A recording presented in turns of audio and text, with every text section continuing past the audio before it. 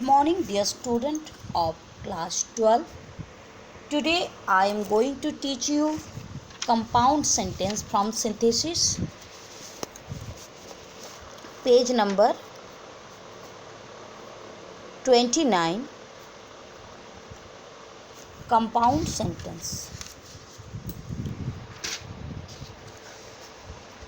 First of all, you have to know what is compound sentence.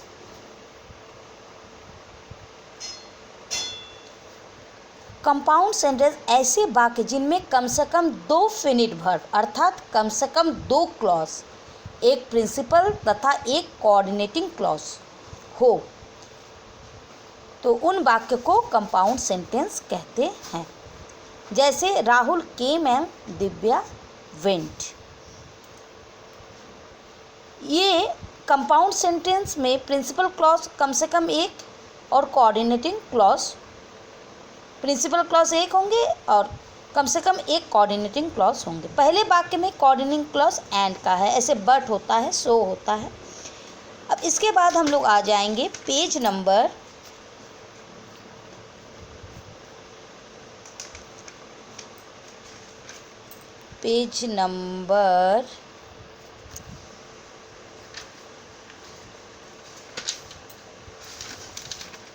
42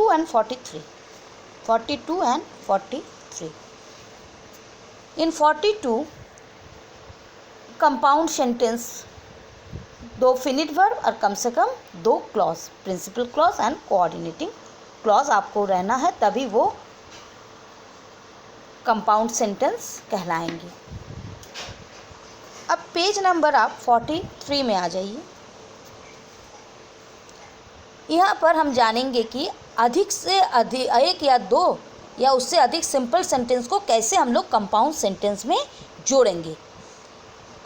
mainly compound sentence जुड़ता है आपका coordinating conjunction से। Coordinating conjunction क्या है? कुछ प्रमुख कोऑर्डिनेटिंग कंजंक्शन है। Group first, group second, group third and group fourth.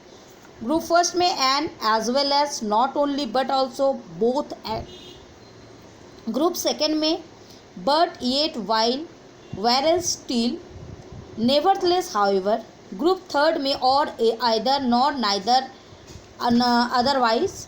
और नंबर 4 ग्रुप में सो, हेंस, देयरफॉर। ये सब कोऑर्डिनेटिंग कंजंक्शन के थ्रू आपको ज्वाइन करनी है जब आप सिंपल सेंटेंस को कंपाउंड सेंटेंस में बदलेंगे। तो सबसे पहले हम लोग देखें, Faraz is intelligent, Farhan is also intelligent. तो not only Faraz but also Farhan is intelligent. Faraz as well as Farhan is intelligent. Both Faraz and Farhan are intelligent. ये नंबर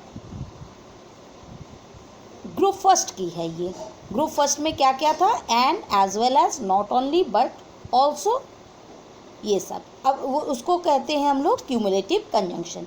अब ग्रुप सेकेंड वाली जो है वो आएंगे आपका एडवर्जेटिव कंजंक्शन में, बट, येट, वाइल, ये सब से। जैसे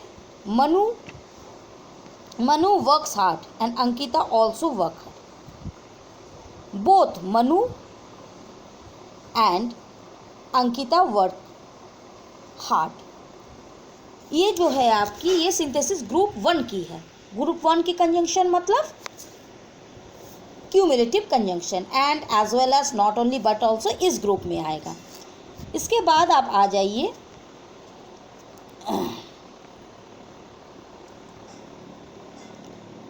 सेकेंड ग्रुप में, जिसमें आपको बट, येट, वाइल, वेरएज ये सब मिलता है। ये एडवर्जेटिव कंजंक्शन में आएंगे।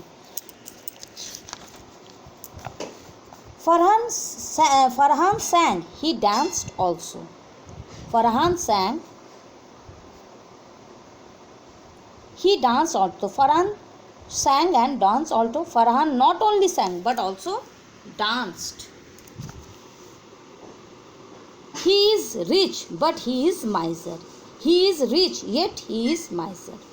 he is rich till he is miser. That is all the example of second group, that is adversative conjunction.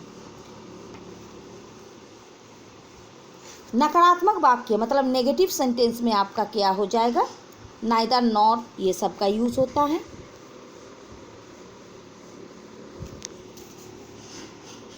और इसके बाद आप कहा जाता है ग्रुप फोर्थ में. आप देख लीजिए पेज नंबर 45 में, ग्रुप 4 में कंजंक्शन सो हेंस देयरफॉर का प्रयोग, ये सब इलेटिव कंजंक्शन का एग्जाम्पल है. जैसे we have to catch the train so we must make haste. ये जो है we have to catch the train first sentence है. दूसरी सेंटेंस क्या है, वी मस्ट मेक हेस्ट. तो we have to catch the train so we must make haste. कोई कारण बता रहा है, कोई परिणाम बता रहा है. तो इसमें क्या होता है, इलेटिव प्रोनाउन, इलेटिव कंजंक्शन की यूज होती है. He is very intelligent, he can solve this question. He is very intelligent so he can solve this question. तो स्टूडेंट कंपाउंड सेंटेंस मेनली आपकी कोऑर्डिनेटिंग कंजंक्शन के थ्रू ही आपको join करनी है. ये जो आपके पास 4 ग्रुप्स दिया गया है,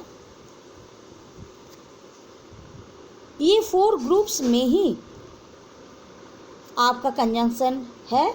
आपको उसी कंजंक्शन के थ्रू आपको उसको ज्वाइन करना है.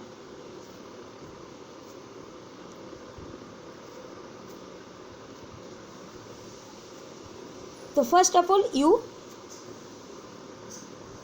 learn what is synthesis, then types of sentences, and now you have already read simple sentence, complex sentence and compound sentence. It is your today's chapter. Tomorrow we will back with a new chapter. Thank you student.